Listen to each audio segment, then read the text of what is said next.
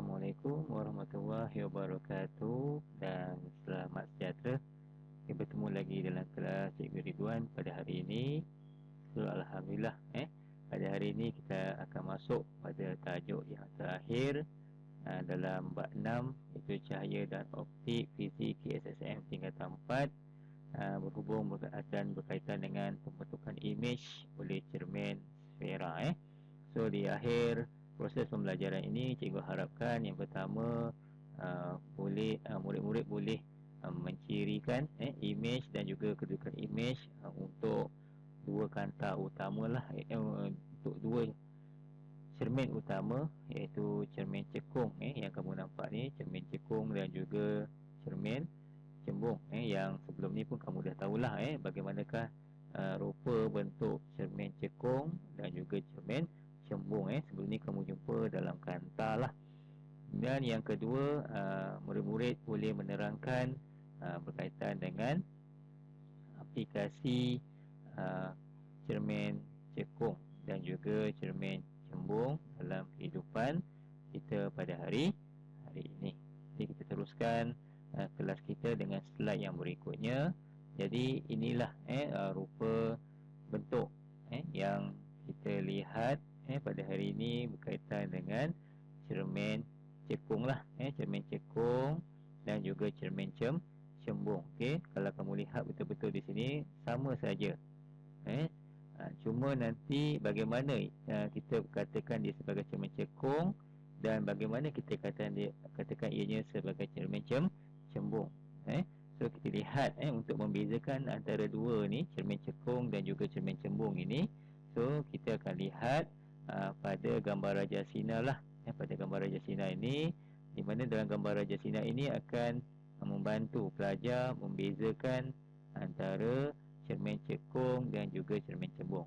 Okay, kita pergi pada yang pertama, cermin cekung. So, sifat sesuatu cermin cekung ini adalah kalau kita lihat yang warna merah dan warna hijau ni, warna merah ini sinar 7 ini, sinar 7, warna merah dan warna hijau ni juga sinar 7 lah. So apabila dia merambat dalam garis lurus dan melalui satu cermin cekung, cermin cekung ni apabila kita lihat, apabila dia langgar pada cermin dan pantulan tu, sinar pantulan dipantulkan ke F. Okay, untuk apa C, apa F, kita akan lihatlah. Kita akan belajar lepas ni apakah F italik ini, apakah R italik, apakah yang dimasukkan dengan faksi utama, kita akan lihat lepas ini. Cuma bagaimana kita nak tahu itu cermin cekung dan cermin cembung, inilah apabila sinar cahaya atau sinar 7 tadi dipantulkan dan menumpu pada satu titik F ini, di mana sinar 7 ini tertumpu, tumpuan ni, tumpu cikgu buatlah. Bila ianya tumpu, sinar itu ditumpukan, maka itu adalah cermin cekung. Tetapi sebaliknya berlaku, apabila sinar cahaya itu melalui satu cermin dan sinar pantulan itu dicapahkan. Ini capah, ini adalah capah. Jadi maka ini kita panggil dia sebagai cermin cembung. Tapi dalam kanta sebelum ini dia terbalik. Kalau kanta cembung, sifatnya cahaya itu ditumpukan. Kalau kanta cekung, cahaya itu dicapahkan. So dalam gambar Raja Sinar untuk cermin cekung dan cermin cembung ini, kita dapat tahulah, dapat dibezakan melalui sinar yang dipantulkan apabila melalui cermin. Okey, jadi sekarang kita akan mengenalilah apa itu C besar, F besar, P, paksi utama dan lain-lain yang berkaitan dengan cermin sfera. Jadi yang pertama kita lihat dekat sini, cikgu ada tunjuk juga gambar raja yang sama tadi dekat sini. Okey, gambar raja supaya kamu boleh lihatlah. Okey, paksi utama, mana dia paksi utama? Okey, berkaitan dengan paksi utama ni, yang kita label paksi utama ni, nampak paksi utama ni garis lurus yang menerusi pusat kelengkungan dan juga kutub cermin sfera P. Ni yang warna purple ni. Warna purple ni. Cikgu highlightkan lah. Cikgu highlightkan warna purple. Ini dipanggil faksi utama. Dia melalui pusat kelengkungan C. Melalui pusat kelengkungan C dan juga kutub sfera P. Itu adalah faksi utama. Dan pusat kelengkungan yang kita labelkan dia sebagai C itu, okey, cepat pula nak bezakan. Yang kita labelkan sebagai C, ni pusat kelengkungan ni. Apa dia pusat kelengkungan itu? Pusat sfera yang menghasilkan cermin cekung dan juga cermin cembung. Cuma pusat bagi cermin cekung ni dia berada di bahagian dalam sekali dengan F lah. Di mana kalau pusat ni ibarat dia seperti jejari yang akan membentuk bulatan. Tetapi bagi pusat kelengkungan untuk cermin cembung, ianya pula berada di dalam. Ianya berada di dalam. Okey, itulah pusat kelengkungan. Kedudukan pusat kelengkungan untuk cermin cekung dan juga cermin cembung. Seterusnya kita nak lihat pula berkaitan dengan jejari. Kita nak lihat berkaitan dengan jejari kelengkungan. Kita dah nampak sinilah yang cikgu cakap tadi, R kecil yang diitalikan ini. So, apa yang berlaku, jarak di antara kutub cermin sfera tadi kita dah kenal P dengan pusat kelengkungan, kita panggil dia sebagai jejari kelengkungan di antara C dengan P.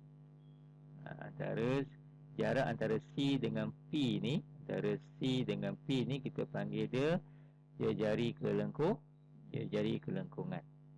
Dan kita ada titik fokus. Kita ada titik fokus. Di mana titik fokus adalah satu titik yang terletak pada faksi utama cermin satah. Ini F ni, titik fokus. Apa dia punya fungsi? Kat sini kita lihat cermin cekung, sinar cahaya yang selari dengan faksi utama akan tertumpu pada titik ini. Ini untuk cermin cekung. Ni dia akan tertumpu. Kita tahu kan tadi, kita cakap bahawa kalau kena cermin cekung ini, dia akan menumpu. Dia akan menumpu. Berbeza dengan kanta. Untuk cermin cembung dia akan mencapah. Berbeza dengan kanta cembung. Jadi yang kedua untuk kanta cembung pula, untuk cermin cembung pula, cahaya yang selari tadi dia akan tercapah lah. Dia akan tercapah. Dan apa yang paling penting adalah kedua-dua sinar cahaya ni dia selari dengan faksi utama, cuma dia menumpu ke ataupun mencapah. Rujukan dia pada titik fokus lah. Pada titik fokus untuk kedua-dua jenis cermin. Seterusnya kita ada jarak objek U. Diukur dari mana? Jarak dari objek ke kutub cermin sfera P. Kalau ada objek kita ukur objek itu ke cermin sfera P. Itu adalah jarak objek. Manakala jarak imej pula, jarak dari imej ke kutub cermin sfera P. Dan terakhir sekali, yang paling penting juga sebenarnya, kita nak lihat dekat sini adalah ni, fokus ni, panjang fokus. Panjang fokus. Apa maksud panjang fokus tu? Kalau kita tengok dekat sini, jarak di antara titik fokus F, titik fokus F tadi, di mana sama ada cahaya itu menumpu pada titik F atau mencapai pada titik F, dengan kutub cermin sfera P. Itu dipanggil panjang fokus lah. Ni dah ada dilabelkan cara ukur panjang fokus dan cara ukur jarak kelengkungan jejari kelengkungan cermin. Telah ada ni lah kat sini. Ni telah diletakkan dia punya kaedah mengukur dia. Kaedah mengukur di sini. Di kedua-dua ni. Okey, seterusnya kita lihat panduan bagaimana hendak melukis gambar Raja Sinar cermin sfera dahulu. Cermin sfera, untuk cermin sfera, cermin sfera ni dibahagi kepada dua lah. Cermin sfera ni dibahagi kepada dua. Yang pertama cekung, yang keduanya cembung. Itu yang dimasukkan cermin sfera. Sfera ni kamu dah faham lah, ianya berbentuk bulat. Cuma kedudukan fokus kedudukan C tadi di mana?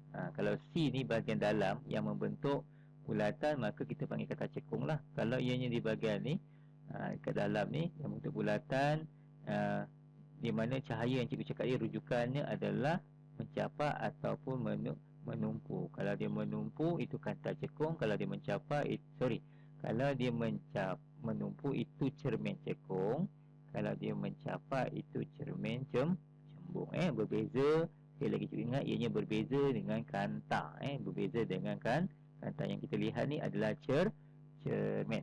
Yang pertama dekat sini kita lihat sinar cahaya yang melalui C, sinar cahaya yang melalui C dipantulkan balik mengikut lintasan asal. Ni yang pantul, cahaya masuk, cahaya mesti melalui C dan dipantulkan semula. Cahaya yang melalui C,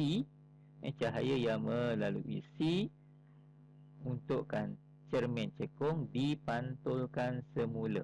Itu yang paling penting. Begitu juga dengan cermin cembung. Okey, dia akan, yang ini kita lihat ni, yang ni cahaya yang ke dalam ni. Cikgu highlightkan sikit. Ni yang yang melalui C lah, cahaya yang melalui C ni. Dan dipantulkan semula dalam arah yang berlawanan lah, tapi pada garis yang sama. So kalau kamu lihat dekat sini ada perbezaan lah. Untukkan cermin cekung kita ada garis yang solid, tetapi untuk cermin cembung kita ada garis yang putus-putus ini. Kenapa? Nanti kita akan lihatlah dalam ciri-ciri image. Jawapannya pada menentukan ciri-ciri image nanti kita akan terjawab kenapa garisan putus-putus ini adalah faktor utama dalam menentukan ciri-ciri image yang dihasilkan. Kemudian yang kedua, sinar cahaya yang selari dengan faksi utama dipantulkan melalui titik fokus. Yang pertama tadi C, dan dipantulkan semula. Dan yang kedua ni dia mesti selari dengan faksi utama. Dia selari dengan faksi utama.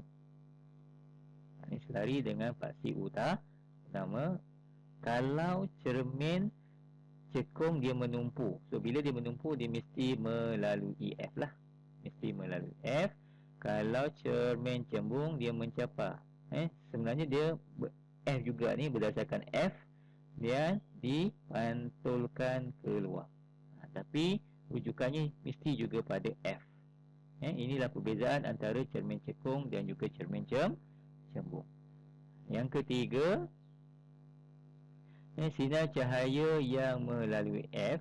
Kita dah ada tiga sekarang ni. Yang pertama melalui C, dan yang selari dengan faksi utama, dan yang ketiga sinar cahaya yang melalui F akan dipantulkan selari dengan faksi utama. Dipantulkan selari dengan faksi utama. Okey. Manakala untuk cermin cembung pula, sinar cahaya yang menuju ke F ni, menuju ke F ini, okey, akan dipantulkan selari dengan faksi utama yang ini. Okey. Jadi kita tinggalkan pernyataan cikgu tadi kenapa garisan yang dipantulkan untuk cermin cekung ini dan juga cembung, kita lihat pada cermin cembung terdapat garis putus. Itu yang paling penting. Seterusnya kita lihat contoh dalam menentukan image dan juga ciri-ciri lah bagi image yang dihasilkan apabila melalui melalui cermin cekung. Okey, kalau kamu lihat dekat sini, kita ada Perbezaan yang pertama tadi kita ada, cikgu guna tukar warna. Yang pertama dia lalui C, objek dari infinity, objek dari infinity, okey, satu jarak yang tertentu lah yang kita tak ketahui. Yang pertama dia lalui C, dia lalui C dan pantulkan semula. Yang kedua, bila dari infinity dia tak ada garis yang selari lah. Bila dari infinity ni dia tidak ada sinar cahaya yang selari dengan faksi utama. Ni faksi utama. Cikgu buat PU lah, senang. Sekatan. Kalau sinar cahaya dari infinity dia tidak ada garis yang selari dengan faksi utama. Dan untuk yang ketiga tadi, apabila dia melalui F, dia akan dipantulkan selari dengan faksi utama. Maka di situlah kita akan nampak dekat fokus tadi terbentuknya image. Image. So kalau kita lihat dekat sini, apakah ciri-ciri image-nya? Yang pertama nyata. Kemudian dua songsang, dia terbalik. Nampak hijau ni dia terbalik, warna dia terbalik ni. Kat sini dia terbalik. Arrow-nya ke panah. Anak panah ni dia ke bawah. Kita akan dapat lihat lah, anak panah ni ke bawah tu maksudnya terbalik lah. Dan kecil. Berikutnya ciri-cirinya adalah kecil. Dan yang paling penting, kedudukan image ni jugalah. Selain pada murid boleh menentukan ciri-ciri image, pelajar juga tahu kedudukan image ni. So apa yang kita lihat dekat sini, V tadi jarak image sama dengan F. Ni jarak image sama dengan jarak F. Yang F ni diukur daripada P lah. F ke P ni diukur dari situlah. Jaraknya diukur daripada situ. F ke P. Punya fokus ni pun ada. Kemudian yang berikutnya kita ada objek lebih jauh dari C. Ini C, objek lebih jauh daripada C.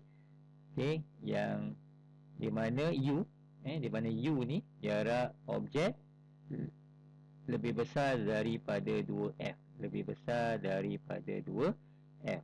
Sebelum tu kedudukan C, F dengan P ni sama. Dia punya jaraknya samalah.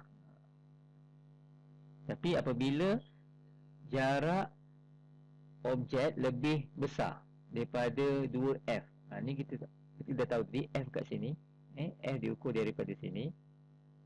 Okey.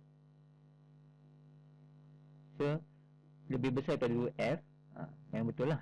Kalau F kat sini, kita tengok dekat sini, ini juga F, maksudnya 2F lah. Tapi kedudukan jarak objek ni lebih besar daripada 2F. Lebih besar daripada 2F. Apa yang berlaku ni kita akan lihat dekat sini.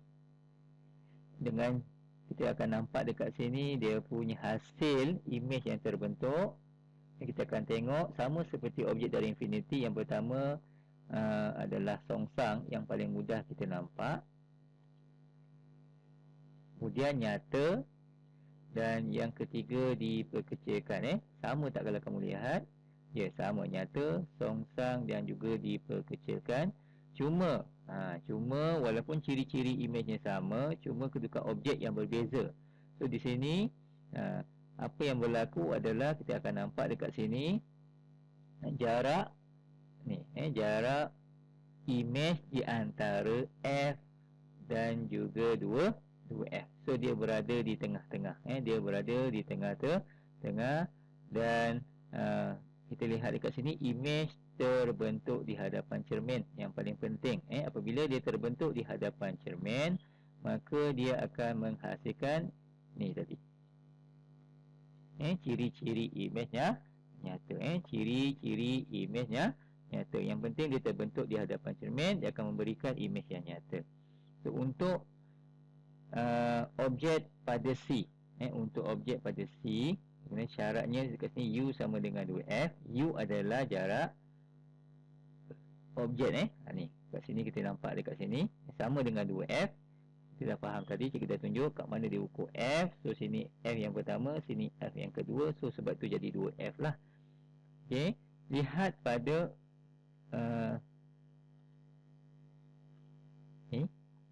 image dan juga objek. Sebelum tu cikgu nak labelkan dulu kat mana image, kat mana objek cikgu nak pakai.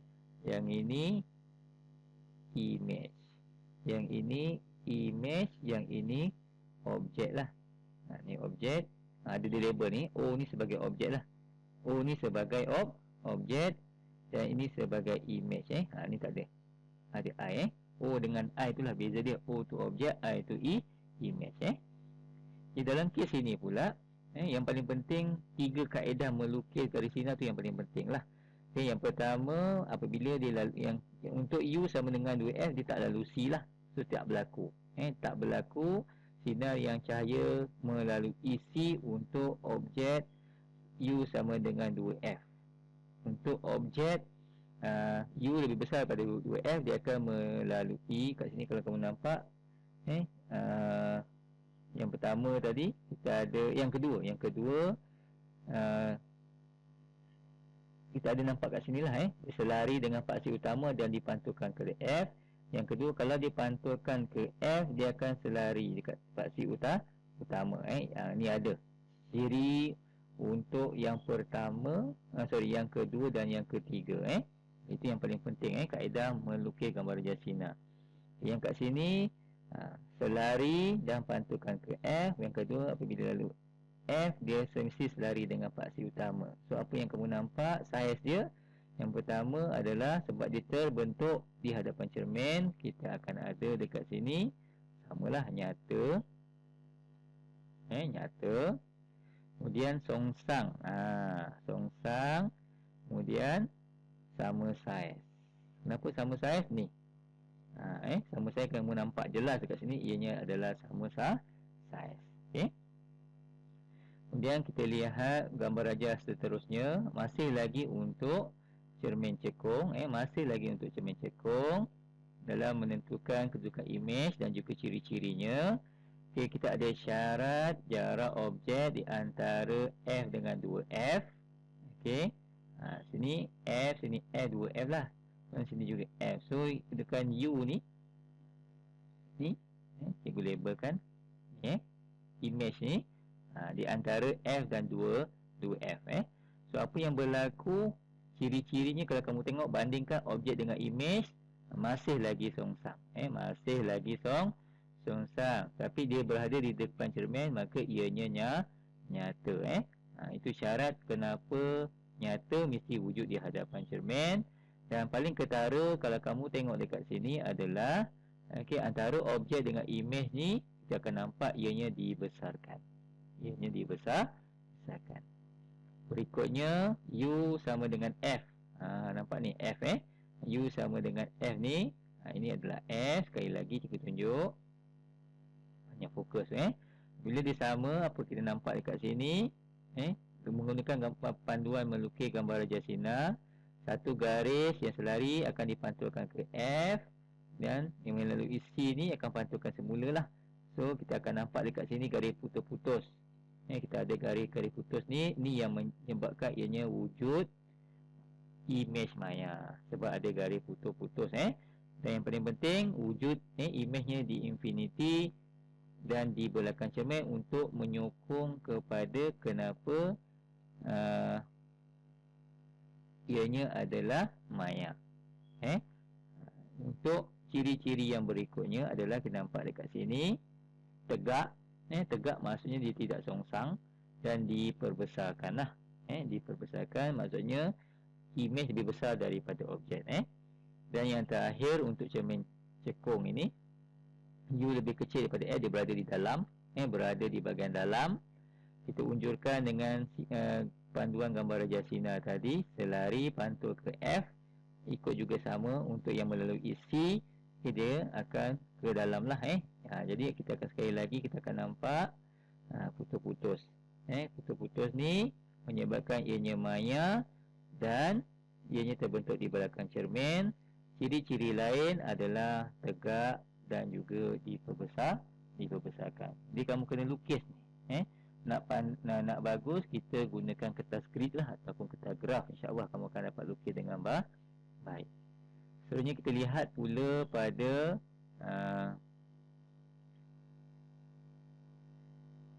image, kedudukan image dan juga ciri-ciri image untuk cermin cembung. Ada dua je kat sini. Masih sama, panduan yang sama. Okey, apabila ada garis yang selari dengan pasti utama, ianya akan dipantulkan. Okey. Kemudian tapi mesti melalui F. Satu lagi, apabila dia yang mesti lalui C akan dipantulkan semula. Ni kamu ingatlah 3 panduan melukis gambar raja sinar untuk dan mesti. Mestilah, maksudnya untuk dan mesti tu maksudnya kamu kena ikut untuk cermin cekung dan juga cermin cembung. Okey, untuk jarak objek yang lebih besar daripada F, yang penting kamu tahu F tu kat mana. Antara F dengan P lah. Itu yang dipanggil sebagai panjang ataupun kat sini tadi yang kita kenali dia sebagai panjang fokus. Jarak di antara F dengan P. F dengan P dipanggil F italic atau panjang fokus. Itu yang paling penting.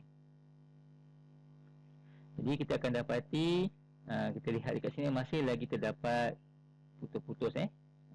Putus-putus ni itu maksudnya maya lah. Itu maksudnya maya dan berada di belakang cermin. So, apa yang berlaku imejnya V, size image kalau kita nampak ni lebih kecil daripada yang fokus lah. Ya betul, lebih kecil daripada yang fokus ni, dia punya tu imejnya. I ni image. Kita tengok memang dia lebih kecil daripada objek, sebab tu kecil yang ni. Kemudian tegak betul, sama, anak panah menuju ke atas, kedua di atas maksudnya confirm tegak. Dan image yang terhasil tadi kamu dah nampak adalah yang pertama, V lebih kecil daripada F, V lebih kecil daripada panjang fokus. Antara P dengan F besar ini, dan V lebih kecil juga untuk F dekat sini. Dia lebih kecil daripada fokus antara P dengan juga F ni. Okey, untuk U lebih kecil daripada F, untuk U lebih besar daripada F, dia menghasilkan ciri-ciri yang sama. Menghasilkan ciri-ciri yang sama, cuma berbeza dari kedudukan image lah. Yang pertama, V lebih kecil daripada F, untuk U lebih besar daripada F. Dan V lebih kecil daripada F juga untuk U lebih kecil daripada F kat sini. Jadi kamu tengok betul-betul. Kena pastikan kamu mahir lah dalam melukis gambar raja sinar ini. Yang ini kamu kena lukis. Memang kamu kena lukis. Yang paling penting kamu boleh banding objek dan juga image dari segi saiz, maya atau tegak, besar ataupun kecil. So, dan yang terakhir kat sini kita nak lihat aplikasi untuk cermin cekung dalam kehidupan harian lah. Cermin cekung dalam kehidupan harian. So, yang pertama kita gunakan untuk ni solid lah. Untuk solid. Tak kira lelaki atau perempuan, akan ada juga solid. Kalau kita tengok yang sekarang ni artis lelaki Korea, dia suka make up. Cermin cekung ni digunakan sebagai cermin solid untuk menghasilkan imej yang diperbesar bagi memudahkan proses persolidan. Cermin pergigian ni memang ada satu cermin ni lah, yang kita selalu kalau kamu rajin lah pergi ataupun rawatan yang datang ke sekolah tu, kamu akan nampak cermin ini untuk melihat imej yang tegak dan lebih besar daripada objek untuk memudahkan pemeriksaan gigi. Dan yang terakhir untuk cermin cekung, kita ada pemantul dalam lampu hadapan kereta. Kat dalam ni kat dalam mantul ni kita ada pemantul sebenarnya.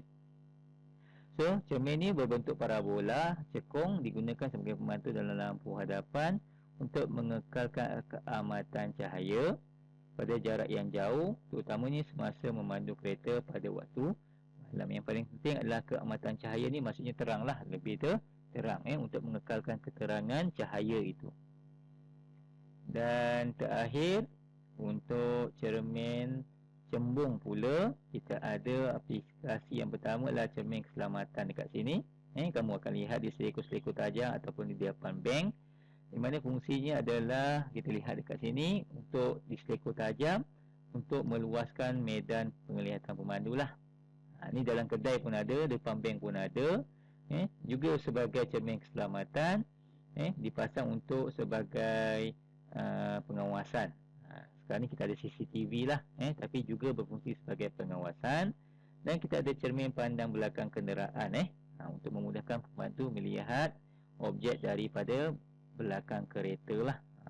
Dan menghasilkan penglihatan yang luas, macam saya cakap tadi, membantu pemandu melihat objek yang datang daripada belakang. So kesimpulannya dekat sini adalah paling penting dekat sini ini panduan melukis gambar Raja Sinar untuk cermin sfera, iaitu cembung dan juga cekung. Untuk syarat 1, syarat 2, syarat 3, kamu kena mahir untuk cermin cekung dan juga cermin cembung. Barulah kamu boleh menentukan kedudukan imej dan juga ciri-ciri bagi cermin cembung dan juga cermin cembung. Cikgu ingat semula, cermin cekung berbeza dengan kantar cekung, cermin cembung berbeza dengan kantar cembung dari segi cahaya yang dipantulkan. Jadi sekian sahaja kelas cikgu pada hari ini. Assalamualaikum warahmatullahi wabarakatuh. Okey, kamu adalah murid yang hebat. Selamat belajar di rumah.